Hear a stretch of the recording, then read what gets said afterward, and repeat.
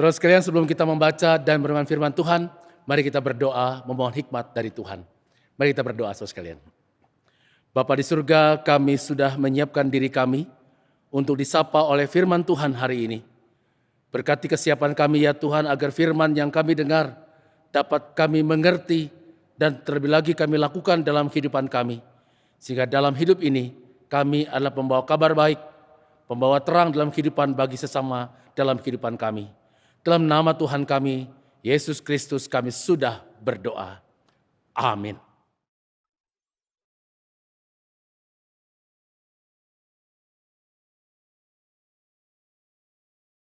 Bacaan pertama dari kitab Yesaya pasal 58 ayat 9 sampai dengan 14. Pada waktu itulah engkau akan memanggil dan Tuhan akan menjawab. Engkau akan berteriak minta tolong dan Ia akan berkata, "Ini aku." Apabila engkau tidak lagi mengenakan kuk kepada sesamamu dan tidak lagi menunjuk-nunjuk orang dengan jari dan memfitnah, apabila engkau menyerahkan kepada orang lapar apa yang kau inginkan sendiri dan memuaskan hati orang yang tertindas, maka terangmu akan terbit dalam gelap dan kegelapanmu akan seperti rembang tengah hari. Tuhan akan menuntun engkau senantiasa dan akan memuaskan hatimu di tanah yang kering dan akan membaharui kekuatanmu. Engkau akan seperti taman yang diairi dengan baik dan seperti mata air yang tidak pernah mengecewakan. Engkau akan membangun reruntuhan yang sudah berabad-abad dan akan memperbaiki dasar yang diletakkan oleh banyak keturunan. Engkau akan disebutkan yang memperbaiki tembok yang tembus, yang membetulkan jalan supaya tempat itu dapat dihuni. Apabila engkau tidak menginjak-injak hukum Sabat dan tidak melakukan urusanmu pada hari kudusku, apabila engkau menyebutkan hari Sabat hari kenikmatan dan hari kudus Tuhan hari yang mulia, apabila engkau menghormatinya dengan tidak menjalankan segala acaramu dan dengan tidak mengurus urusanmu atau berkata omong kosong, maka engkau akan bersenang-senang karena Tuhan.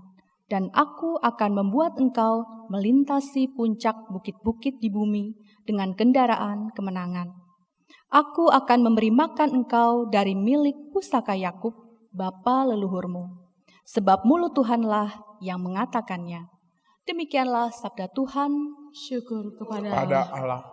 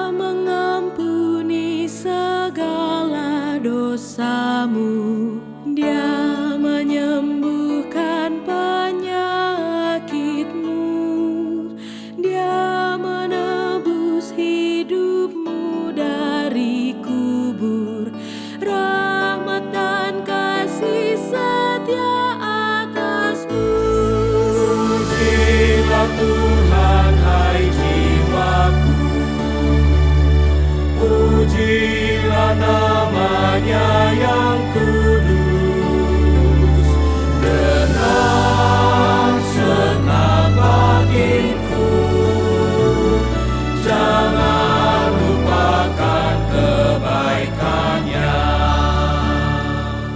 Dia puaskanmu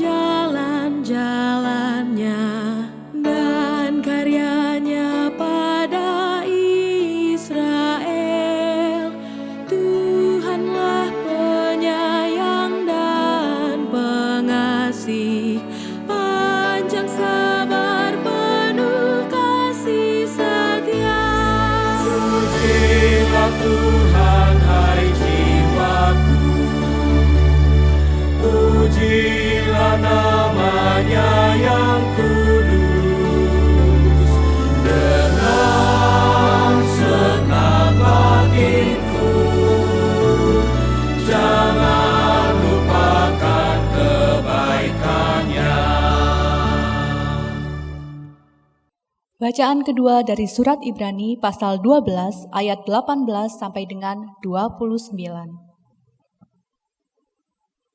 Sebab kamu tidak datang kepada gunung yang dapat disentuh dan api yang menyala-nyala, kepada kekelaman, kegelapan, dan angin badai, kepada bunyi sangkakala dan bunyi suara yang membuat mereka yang mendengarnya memohon supaya jangan lagi berbicara kepada mereka. Sebab mereka tidak tahan mendengar perintah ini. Bahkan jika binatang pun yang menyentuh gunung, ia harus dilempari dengan batu. Dan sangat mengerikan pemandangan itu, sehingga Musa berkata, "Aku sangat ketakutan dan sangat gemetar. Tetapi kamu sudah datang ke Bukit Sion, ke kota Allah yang hidup, Yerusalem sorgawi, dan kepada beribu-ribu malaikat, suatu kumpulan yang meriah, dan kepada jemaat anak-anak sulung yang namanya terdaftar di sorga, dan kepada Allah yang menghakimi semua orang, dan kepada roh-roh orang-orang benar yang telah menjadi sempurna, dan kepada Yesus, pengantara perjanjian baru, dan kepada darah pemercikan yang berbicara lebih kuat daripada darah Habel. Jagalah supaya kamu jangan menolak Dia yang berfirman. Sebab jikalau mereka yang menolak Dia yang menyampaikan firman Allah di bumi tidak luput, apalagi kita, jika kita berpaling dari Dia yang berbicara dari sorga." Waktu itu suaranya menggoncangkan bumi, tetapi sekarang Ia memberikan janji. "Satu kali lagi aku akan menggoncangkan bukan hanya bumi saja, melainkan langit juga." Ungkapan "satu kali lagi" menunjuk kepada perubahan pada apa yang dapat digoncangkan, karena ia dijadikan supaya tinggal tetap apa yang tidak tergoncangkan. Jadi, karena kita menerima kerajaan yang tidak tergoncangkan, marilah kita mengucap syukur dan beribadah kepada Allah menurut cara yang berkenan kepadanya dengan hormat dan takut. Sebab Allah kita adalah api yang menghanguskan. Demikianlah sabda Tuhan. Syukur kepada Allah. Saudara, bagian Injil yang kita baca hari ini diambil dari Injil Lukas pasal 13 ayat 10 sampai dengan ayatnya yang ke-17. Injil Lukas pasal 13 ayat 10 sampai dengan ayatnya yang ke-17. Demikian firman Tuhan bagi kita. Pada suatu kali Yesus sedang mengajar dalam salah satu rumah ibadat pada hari Sabat. Di situ ada seorang perempuan yang telah 18 tahun dirasuk roh sehingga ia sakit sampai bungkuk punggungnya dan tidak dapat berdiri lagi dengan tegak. Ketika Yesus melihat perempuan itu, ia memanggil dia dan berkata kepadanya, "Hai ibu, penyakitmu telah sembuh." Lalu ia meletakkan tangannya atas perempuan itu, dan seketika itu juga berdirilah perempuan itu dan memuliakan Allah. Tetapi kepala rumah ibadat gusar karena Yesus menyembuhkan orang pada hari Sabat. Lalu ia berkata kepada orang banyak, "Ada 6 hari untuk bekerja. Karena itu datanglah pada salah satu hari itu untuk disembuhkan dan jangan pada hari Sabat." Tetapi Tuhan menjawab dia, katanya, "Hai orang-orang munafik, bukankah setiap orang di antaramu melepaskan lembunya atau keledainya pada hari Sabat dari kandangnya dan membawanya ke tempat minuman? Bukankah perempuan ini yang sudah 18 tahun diikat oleh iblis harus dilepaskan dari ikatannya itu, karena ia adalah keturunan Abraham?" Dan waktu ia berkata demikian, semua lawannya merasa malu dan semua orang banyak bersukacita karena segala perkara mulia yang telah dilakukannya. Saudara sekalian, berbagilah kita yang mendengarkan firman Allah dan melakukannya dalam kehidupan sehari-hari. Amin.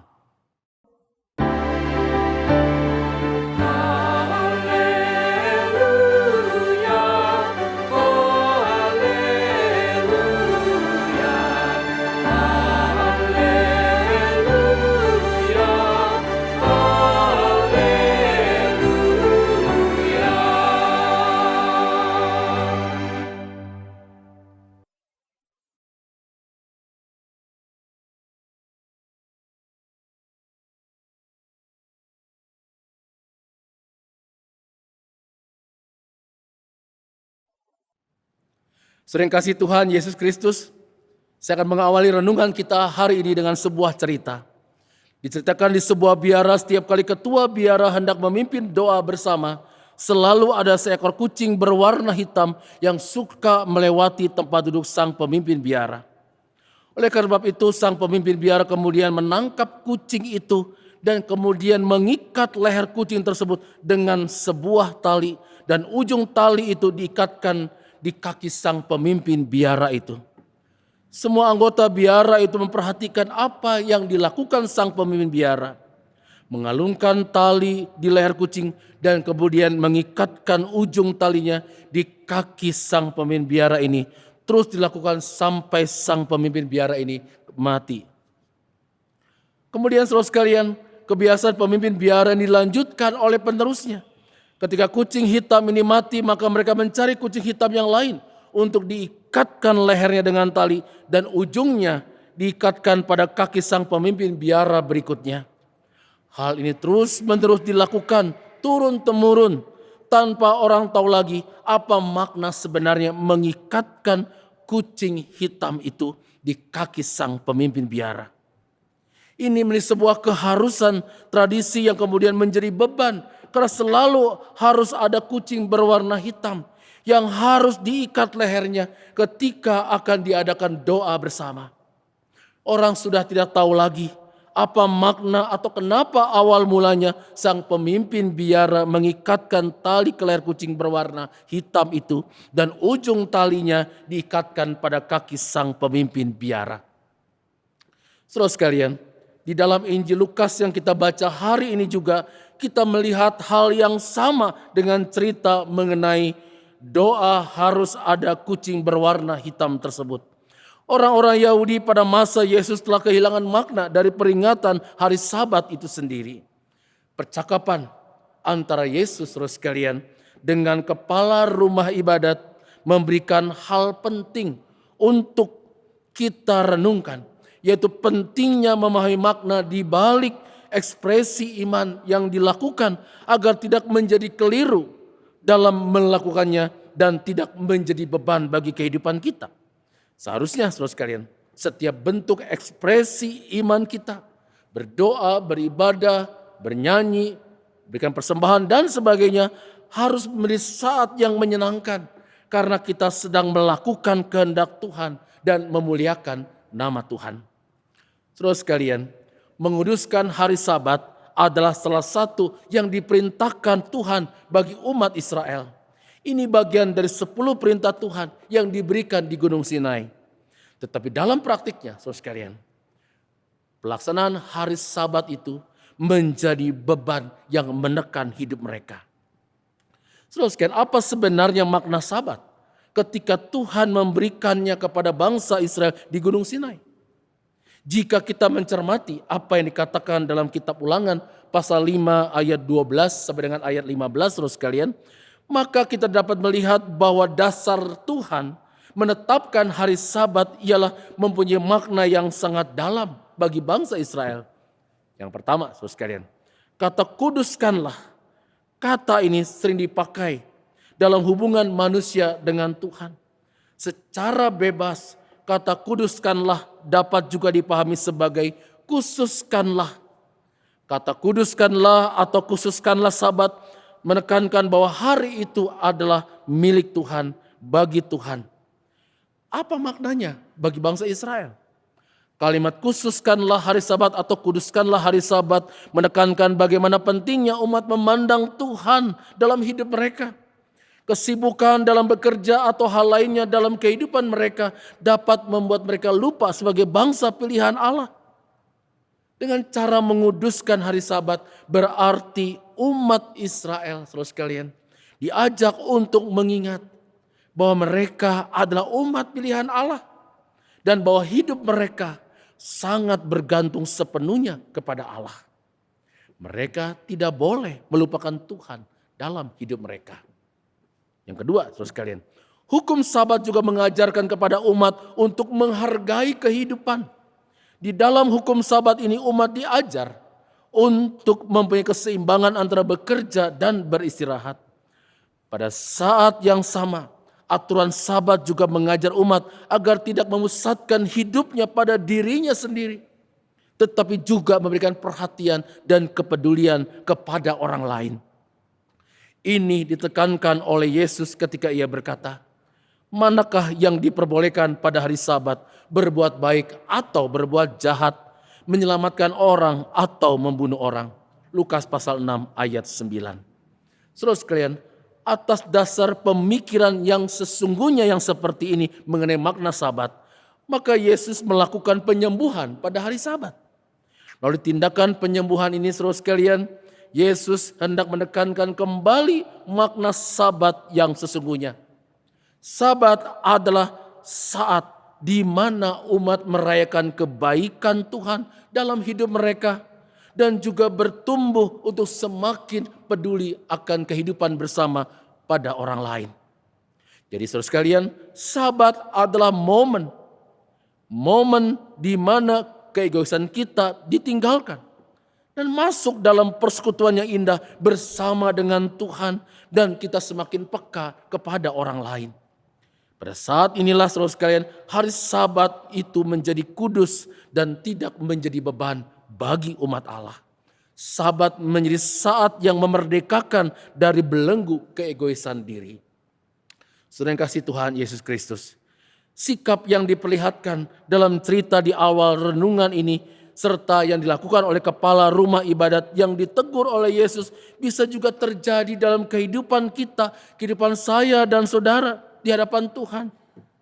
Semua bentuk ekspresi iman yang kita lakukan seperti beribadah di hari Minggu, persembahan, berdoa, membaca Alkitab dan sebagainya bisa kehilangan maknanya. Semua bentuk ekspresi iman itu bisa kita lakukan tanpa makna dan bahkan bisa menjadi beban ketika kita melakukannya. Sebuah keharusan yang tidak lahir dari hati, saudara sekalian. Beban yang membuat kita kehilangan sukacita dan bahkan membawa kita jatuh dalam kemunafikan dalam hidup beragama kita. Saudara sekalian, apa yang harus kita lakukan agar kita dapat menguduskan hari Sabat dengan tepat dalam hidup kita? Sabat tidak menjadi beban bagi kita. Sabat menjadi momen yang sangat baik bagi kita untuk merayakan kebaikan Tuhan dalam hidup kita dan membuat kita bertumbuh untuk semakin peduli akan sesama kita. Menurut saya yang pertama, saudara sekalian, yaitu kita harus mempunyai kesalehan personal yang dipadukan dengan kesalehan sosial. Kita harus mempunyai kesalehan personal yang dipadukan dengan kesalehan sosial. Saudara sekalian, ritualitas ibadah yang kita lakukan seperti kebaktian, persekutuan, persembahan dan sebagainya harus menolong dan memampukan kita untuk semakin mempunyai kepekaan terhadap orang lain.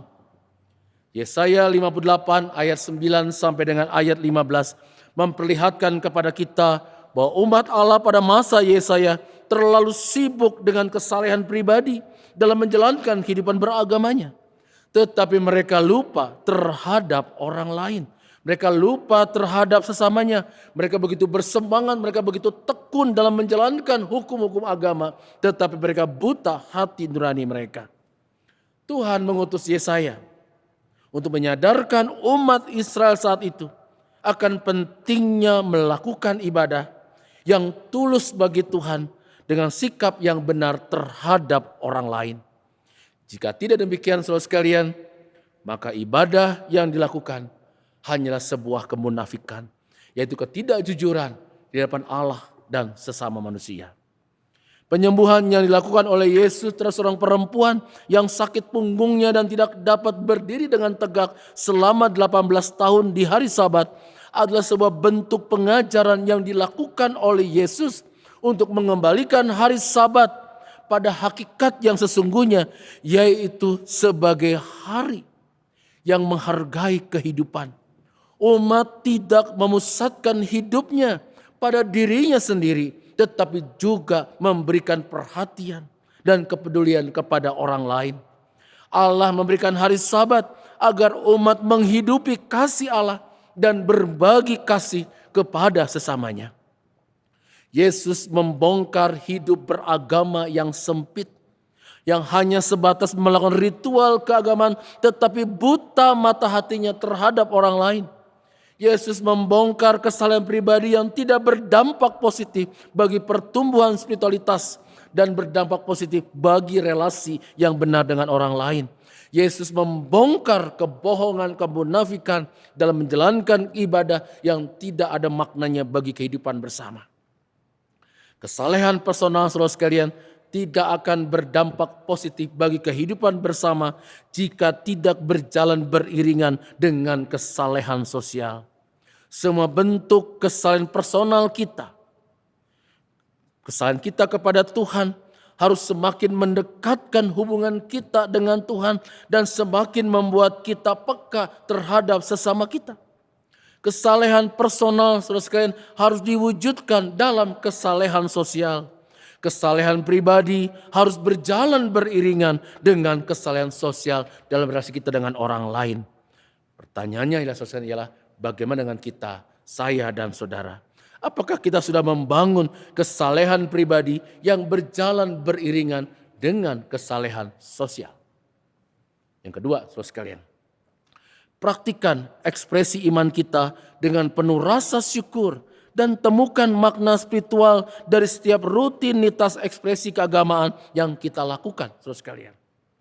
Mazmur 103 ayat 1 sampai dengan ayat 8 mengingatkan kita bahwa yang harus menjadi pusat utama perhatian kita adalah Tuhan. Pusat kehidupan kita adalah Tuhan, bukan diri kita sendiri. Pemazmur berkata, pujilah Tuhan hai jiwaku dan janganlah lupakan segala kebaikannya. Beriman dan beribadah adalah respon kita atas anugerah keselamatan yang telah Tuhan berikan kepada kita. Saudara sekalian, jika demikian, semua ekspresi itu mendapat menjadi sarana bagi untuk pertumbuhan iman kita. Bukan sekedar sebuah rutinitas atau jadi beban buat kita. Semua bentuk ekspresi iman itu akan menjadi beban jika tidak dimaknai apa sih makna sesungguhnya dari semua yang kita kerjakan. Jika tidak memberikan dampak bagi pertumbuhan spiritualitas yang sehat bagi kita. Pertanyaan bagi saya dan saudara ialah, apakah ibadah yang kita lakukan saat ini telah menjadi hanya sebuah keharusan yang tidak lagi bermakna bagi saya dan saudara, bahkan menjadi beban ketika melakukannya? Apakah memberi persembahan dalam ibadah minggu hanya sebuah keharusan tanpa menyadari untuk apa kita memberikan persembahan syukur dalam ibadah itu? Apakah pelayanan yang kita lakukan di gereja menjadi sebuah beban dan bukan lagi ungkapan syukur untuk berbagi kehidupan dengan sesama kita sebagai ungkapan syukur kita kepada Tuhan? Yang ketiga, saudara sekalian, kita harus mempunyai hidup yang terus melakukan pembaruan hidup. Hidup yang terus melakukan pembaruan hidup. Saudara sekalian, surat Ibrani pasal 12 ayat 18 dengan ayat 29 memperlihatkan kepada kita bahwa Tuhan memang Allah yang mudah didekati dan sangat dekat dengan manusia. Tetapi juga Allah yang sangat menginginkan kekudusan hidup umatnya.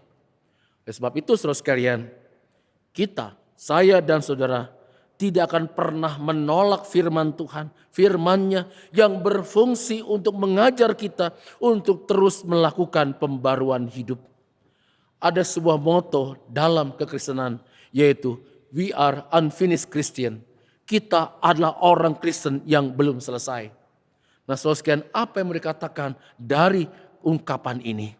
Bahwa kita adalah orang Kristen yang belum selesai. Maknanya ialah, itu kita, saya dan saudara harus terus berproses menjadi semakin baik dan lebih baik setiap harinya. Sampai kapan proses itu berlangsung saudara sekalian? Sampai kematian menjemput kita. Proses itu berjalan sepanjang kehidupan kita, saya dan saudara. Hari Sabat atau hari Minggu saat dimana kita beribadah sebagai satu komunitas umat percaya adalah juga momen bagi kita untuk terus belajar dan mempraktikkan firman Tuhan dalam kehidupan. kita terus melakukan pembaruan hidup agar kehidupan kita, saya dan saudara, memberikan dampak yang positif bagi kehidupan bersama sebagai wujud nyata kasih kita kepada Allah. Sering kasih Tuhan Yesus Kristus. Di dalam pemaknaan yang seperti inilah kita dapat memahami apa yang Tuhan Yesus maksudkan ketika ia berkata, hari Sabat adalah untuk manusia dan bukan manusia untuk hari Sabat. Bagaimana dengan saudara dan saya hari ini saudara sekalian? Marilah kita lakukan semua bentuk ekspresi iman kita kepada Tuhan sebagai cara bagi kita untuk semakin mampu untuk mengasihi Allah dan sesama kita. Dengan cara ini, hari Sabat, hari di mana kita beribadah adalah hari yang membuat kita semakin merdeka, dekat dengan Allah dan semakin mempunyai kepedulian kepada sesama kita. Dan hidup kita semakin berdampak positif bagi kehidupan bersama. Tuhan memberkati kita semua. Amin.